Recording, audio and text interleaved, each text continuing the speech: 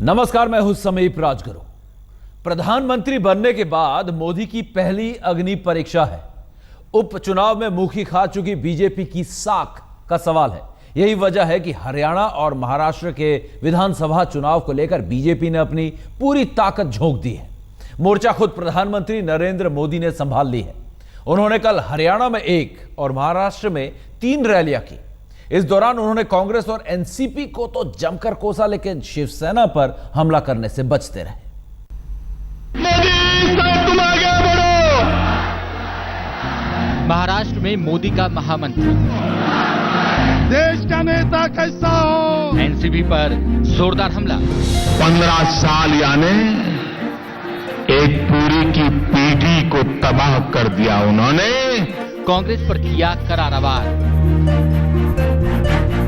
लेकिन शिवसेना पर साधी चुप्पी। पूरे दमखम के साथ दिल्ली की सत्ता पर आसीन हुए प्रधानमंत्री नरेंद्र मोदी महाराष्ट्र में कमल खिलाना चाहते हैं। इसके लिए खुद उन्होंने कमर कस ली है। शिवसेना से गठबंधन टूटने के बाद बीजेपी ने एक बार फिर अपने तुरुप के पत्ते को मैदान में उतारा है। वोटरों का मन मोहने के लिए मोदी प्रचार के मैदान में हैं। उनके पास बोलने के लिए बहुत कुछ है। सपने वो महाराष्ट्र के लोगों को भी दिखाने लगे हैं। वहाँ के लोगों को भी बताने लगे हैं कि वो महाराष्ट्र में भी अच्छे दिन लाने वाले हैं। आपको भरोसा है ना, मैं मुंबई का भाग्य बदले चाहता हूं। आपको भरोसा है कि नहीं है? है कि नहीं है? महाराष्ट्र का भाग्य बदल सकता हूं, आपको भरोसा है कि नहीं है? प्रधानमंत्री ने महाराष्ट्र के लोगों को बताया कि कांग्रेस और एनसीपी की सरकार की वजह से राज्य पिछड़ गया, विकास पीछे छूट गया, अराजकता और भ्रष्टाचार का बोलबाला है। उनका दावा है कि अगर बीजेपी की सरकार आई तो राज्य की तकदीर और तस्वीर दोनों बदल देंगे। नरेंद्र मोदी ने राज्य सरकार पर कई गंभीर आरोप लगाए। उन्होंने कहा कि मुंबई में गैर कानूनी तरीके से जमीनों पर कब्जा करने वाले गुंडों और झुग्गी झोपड़ी तक पर दादागिरी करने वाले गिरोह के खिलाफ कांग्रेस सरकार खामोश रही। गुंडागिर्दी, दादागिरी, न जाने क्या कुछ चल रहा है यहाँ। मकान खाली करवाना है, लोग मिल जाएंगे। प्लॉट कब्जा करना है, लोग मिल जाएंगे। झुग्गी झोपड़ी पर कब्जा करना है, लोग मिल जाएंगे।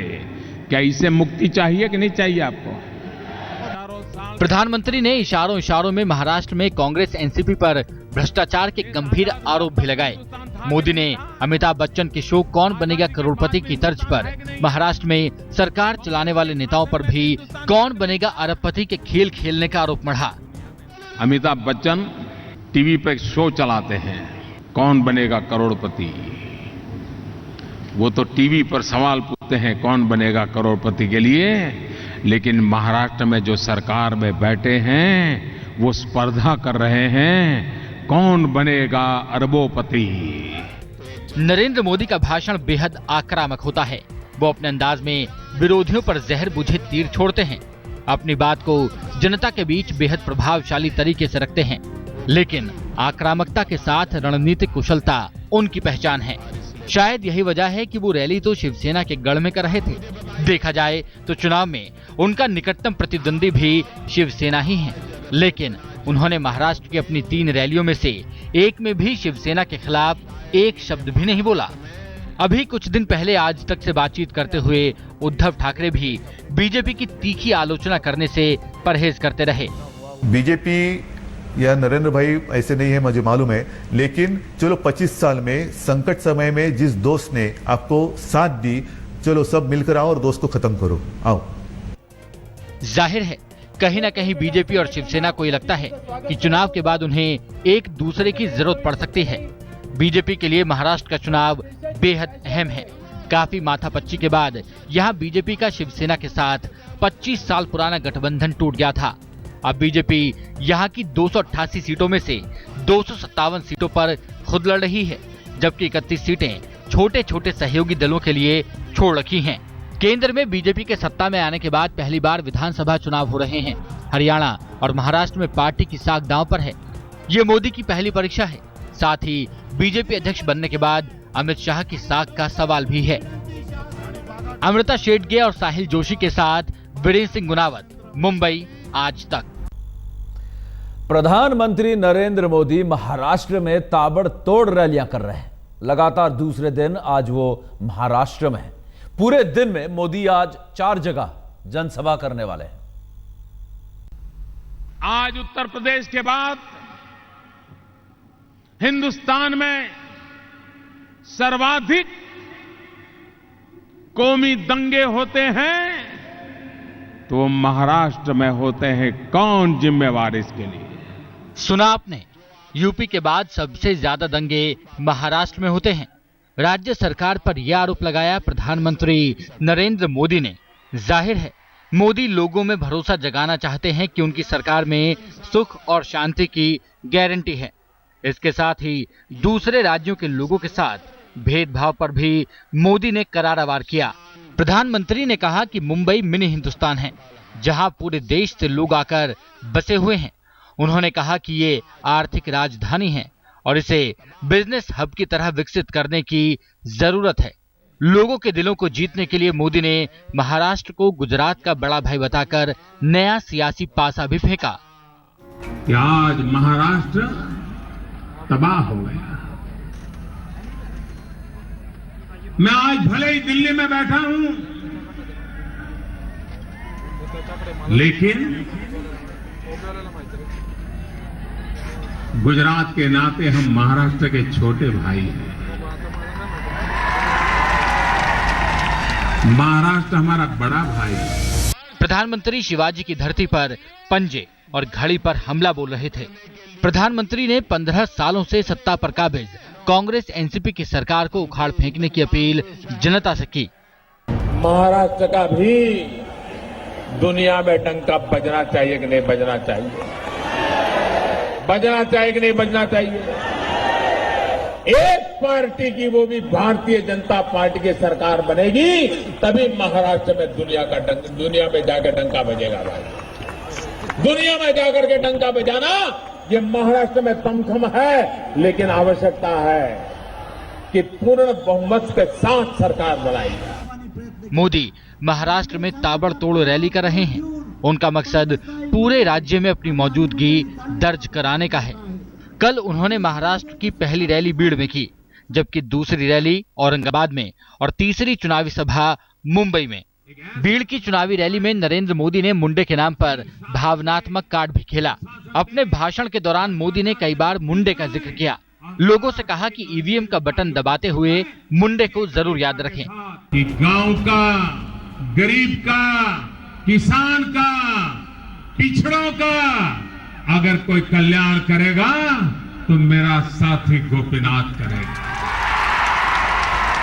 मेरी सरकार में मैंने वो जिम्मेवारी उनको दी थी, लेकिन शायद ईश्वर को मुझसे भी ज्यादा गोपीनाथ जी जरूरत होगी। लेकिन जहां तक महाराष्ट्र का सवाल है, यहां का बच्चा बच्चा गोपीनाथ है। कांग्रेस एनसीपी पर हमला करते हुए मोदी ने कहा कि पिछले 15 सालों में महाराष्ट्र की सरकार किसी का भला नहीं कर पाई। मोदी ने राष्ट्रवादी कांग्रेस पार्टी को भ्रष्टाचारवादी पार्टी करार दिया। भाइयों बहनों, ये भारतीय राष्ट्रीय कांग्रेस हो या राष्ट्रवादी कांग्रेस हो, ये दोनों का गोत्र एक ही है। और इसलिए भाइयों बहनों, ये राष्ट्रवादी लोग नहीं हैं, ये भ्रष्टाचारवादी लोग हैं। भ्रष्टाचार। अपने ऊपर सियासी हमले से विपरी एनसीपी ने मोदी पर पलटवार किया। पार्टी के नेता नवाब मलिक ने बीजेपी को अपना घर संभालने की सलाह दी। जाहिर है मोदी की मौजूदगी से राज्य का सियासी पारा चढ़ गया है। कल की ताबड़तोड़ 3 रैलियों के बाद प्रधानमंत्री आज भी 4 जगह पर चुनावी भाषण देने वाले हैं। नरेंद्र मोदी आज भी तासगांव, कलंबा, गोंदिया और नासिक में चुनावी रैली करने वाले हैं। आज तक ब्यूरो। केंद्र में एनडीए की सरकार बनने के 4 महीने के भीतर हुए उपचुनावों में फैसला बीजेपी के पक्ष में नहीं आया। यहां तक कि यूपी और राजस्थान में भी उसे शिकस्त मिली। जाहिर है यह पार्टी के लिए बड़ा झटका था।